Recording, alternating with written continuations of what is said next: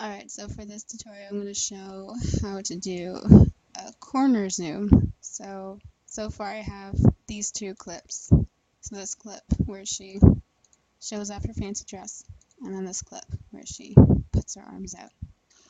And the thing about the corner thing is that preferably you want to have the backgrounds look somewhat similar in color or in texture so that it flows nicely together.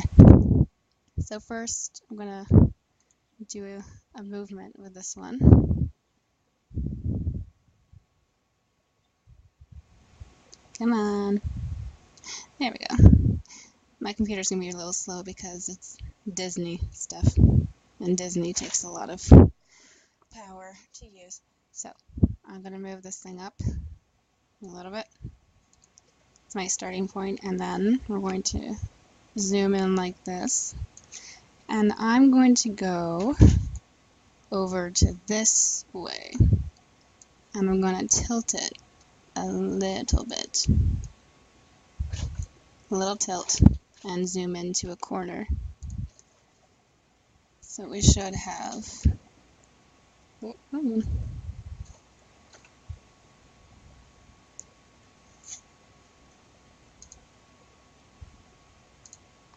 gradually go to that place. And then to come out of that, we need to, I'm going to drag this over here a little bit. And then since we're coming in from, come on, it's so slow. We're going in this way. So now we've got to follow that. So we're coming in up to down. So we're going to come in up this way, if I'm correct. Oh, I don't want that. If you see a little black thing here, you just gotta move it until it's a little bit more. There we go. So hopefully I was right.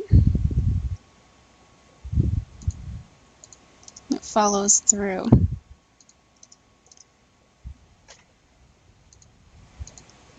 Like so.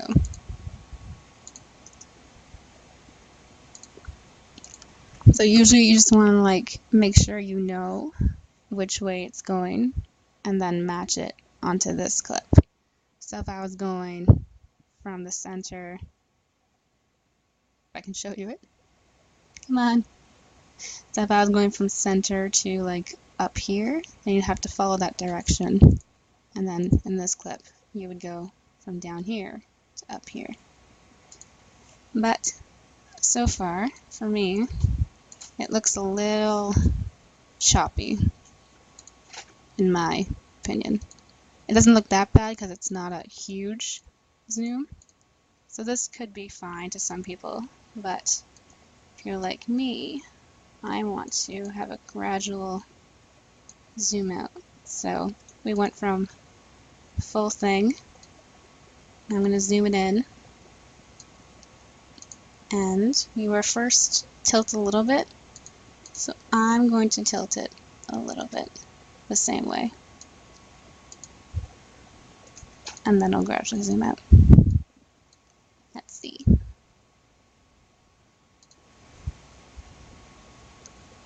Okay, this clip wasn't the best thing to show this, but because it's already moving, because the camera's already moving, I don't think it really showed.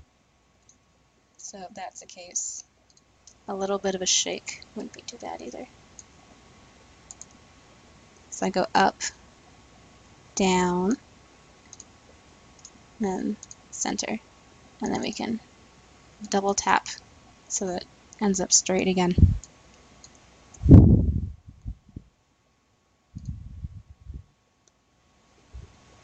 Voila.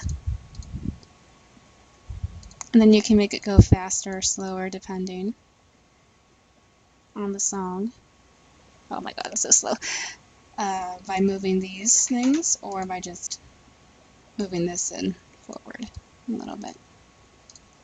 And that'll make it go faster and then vice versa if you want to go slower.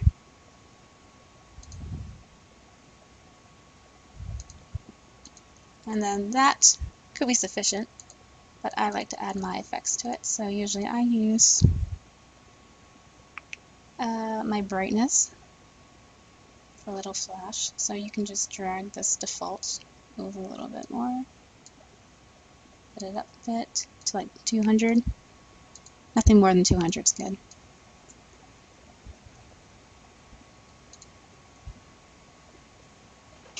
It kind of like hides the transition a little bit.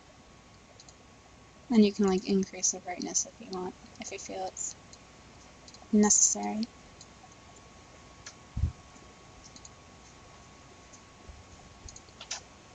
And then I also like to add a blur effect to it. I'm using my preset version of it. You can, oops, daisies, this one.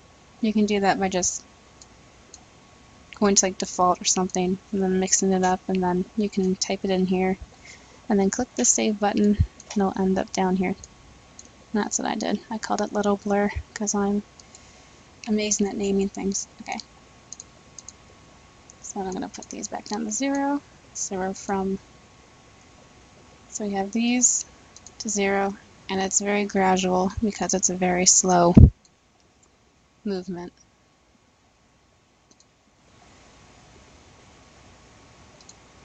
And you're done.